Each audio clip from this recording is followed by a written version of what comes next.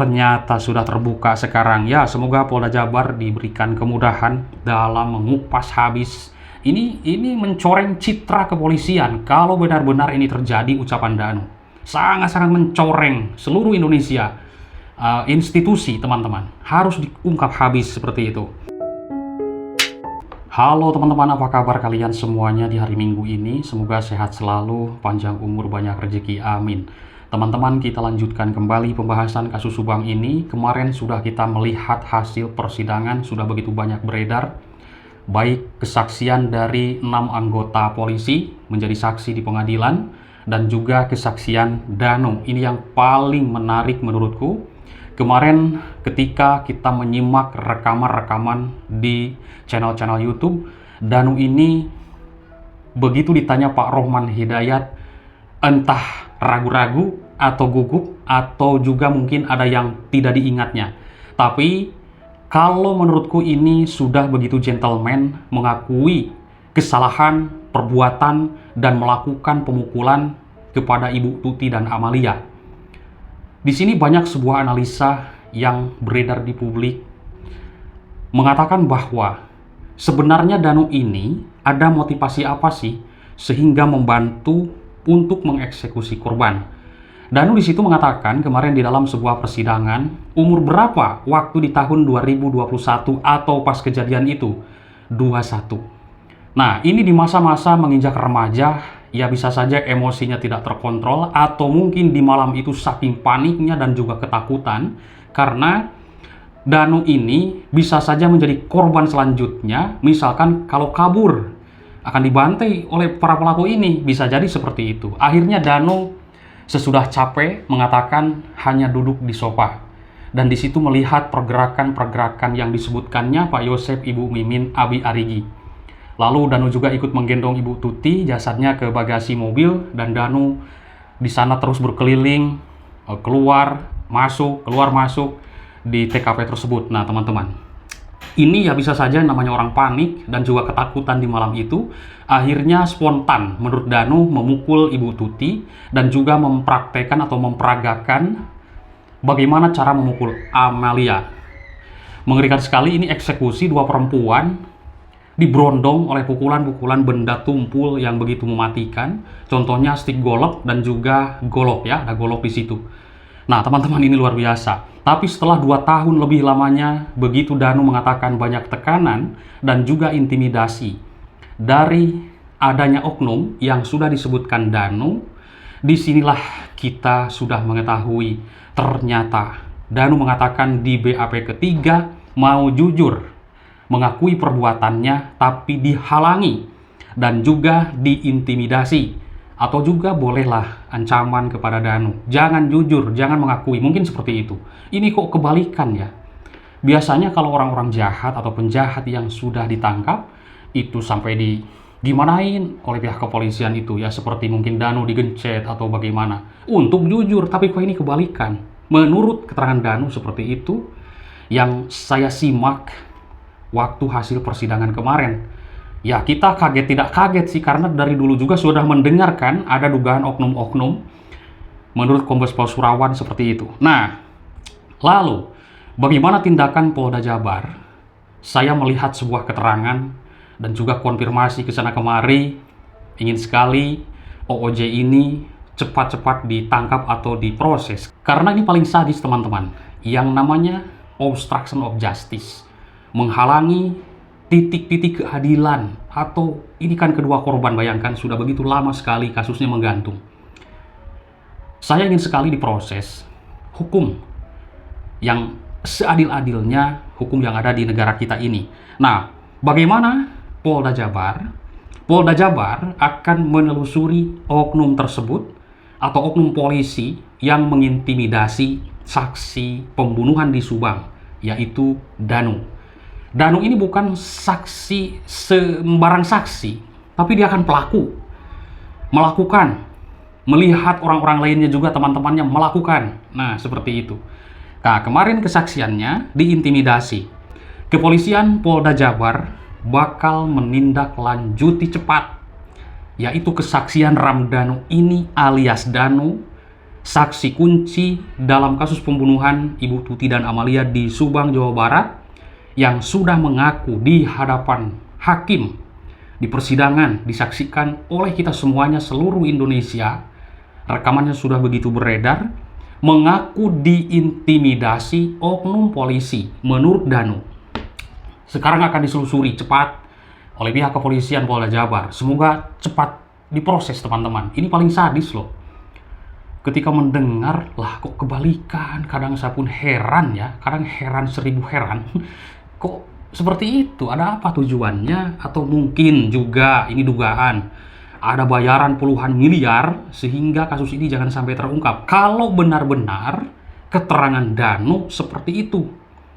Karena di sini juga menuai pro dan kontra yang saya simak. Ada yang percaya dengan keterangannya, ada juga yang belum. Dengan keterangan Danu ini, intinya kita ambil positif, Danu sudah gentleman mengakui kesalahannya. Yang harus kita kupas habis lagi, yang belum mengakui yang disebutkan oleh Danu. Karena Danu bukan saksi, tapi pelaku. Nah, berapa orang? 4 orang ini belum mengakui. Di persidangan pun Pak Yosep masih mengelak atas apa yang disebutkan Danu. Tapi kita nanti lihat di persidangan lanjutan, akan dihadirkannya saksi-saksi utama dalam kasus Subang ini. Oke, nah Danu pun ini bakal diperiksa kembali terkait apa yang diungkapkannya di persidangan. Pihak kepolisian akan memastikan adanya dugaan intervensi tersebut. Oke, bagaimana menurut keterangan dari Kombes Pol Surawan mengatakan seperti ini. Minggu depan kita akan dalami pengakuan Danu yang disampaikan di persidangan menurut Direktur Kriminal Umum Kombes Pol Surawan. Menarik, semoga cepat ketemu berapa orang sebenarnya yang terlibat atau yang benar-benar ada yang intervensi ke Danu, mengancam, tidak boleh jujur. Ini akan diciduk semuanya, teman-teman. Karena luar biasa, paling sadis yang menghalangi penyidikan, dan penyidikan bayangkan 2 tahun loh. Pantesan Danu kok banyak melamun waktu itu. Saya sempat ketemu ya 1 bulan sebelum adanya penyerahan diri. Jadi belum sama sekali ada tersangka. Kenapa nu kok melamun terus? Pusing Bang Cik gua, pusing kenapa? Pengen udud sambil ketawa ya. Saya kasih kopi juga dan ngobrol di situ. Dan di situ juga saya ngobrol, "Nu bener-bener sih kamu ini memang nggak terlibat dalam kasus ini. Ini sebelum dulu ya, sebulan sebelum adanya pengakuan." Kagak Bang Jack, gua tuh bebas pokoknya, nggak terlibat apapun dalam kasus ini, saya tidak tahu menau. Nah, ketika membicarakan soal Yosep, lalu bagaimana nu dengan Pak Yosep? Apakah Danu curiga sama Ibu Mimin, sama Arigi, sama Abi? Nah, kadang kan Danu menjelaskannya itu tidak runtut ya, tidak runtut dalam penjelasannya. Jadi saya mendengarkan, ya inti dari pembicaraan Danu itu adalah Pak Yosep ini kan nikah nih dengan Ibu Mimin. Jadi inti pembicaraan dari Danu ini, ada yang memanfaatkan, kan kalau selingkuh Bang Jack, itu kan pasti istri yang pertama kan marah Bang Jack. Lalu keluarganya pun pasti marah Bang Jack, pasti benci. Nah itu bisa jadi Bang Jack dimanfaatkan oleh orang-orang tertentu, para pelakunya. Oh seperti itu. Tapi Danu curiga nggak ke Pak Yosep? Saya benci sama Pak Yosep. Gitu. Udah Bang Jack nggak usah ngobrolin Yosep lah. Pusing gua, aneh seperti itu kan. Mending ngopi-ngopi ya. Oke lah ngopi. Jadi setiap ngobrol sama Danu banyak tatapan kosong ya. Ini 1 bulan sebelum pengakuan. Dan sesudah pengakuan pun saya tahu, Danu mengakuinya, tahu waktu itu kumpul di malam itu. Ya luar biasa lah, pokoknya merinding ketika mendengar pengakuannya ya. Oke, intinya kita simak nanti kelanjutan persidangan. Oke teman-teman, jadi begini menurut keterangan Kombes Pol Surawan, apabila kesaksian Danu itu benar terjadi di dalam lingkaran kasus Subang ini, Polda Jawa Barat tersebut tidak akan segan-segan untuk memproses secara hukum kepada oknum-oknum yang terlibat tersebut. Makanya nanti kita minta keterangan Danu kembali, kalau itu benar pasti akan kita proses hukum. Menurut keterangan Kombes Pol Surawan. Nah, karena kita sudah mendengar juga di persidangan adanya intimidasi.